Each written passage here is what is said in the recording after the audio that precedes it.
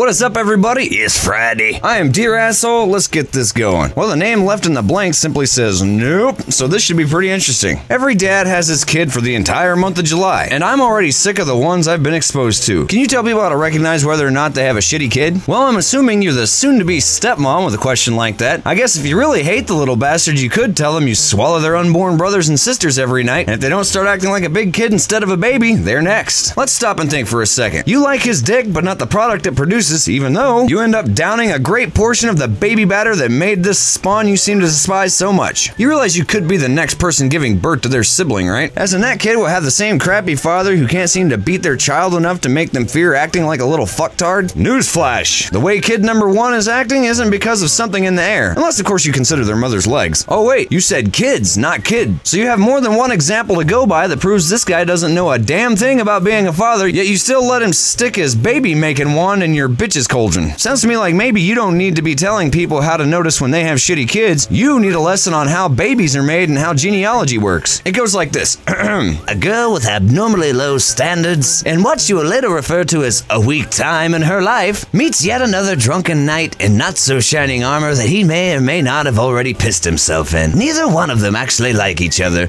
but they grew up watching Disney movies where in order to live happily ever after, you have to start with someone else and not yourself, which is the logic of a crazy person. They both know they're broken and expect the other to fix them, only to realize when she gets pregnant and shit gets real, the other was broken all along and they're both totally fucked. They end up resenting each other. He hacks her up with a knife. The end. That is all the time I have for today. Get your questions in at kbat.fm under the What's Hot toolbar. David, you have won the haircut from the hair shop in Odessa. I gotta admit, that's a pretty damn good question. And remember, opinions are like assholes. Everybody has one, and kbat is no exception. If I've pissed you off today, close your legs and find somebody who knows how to discipline their kids, and feel free to go fuck yourself.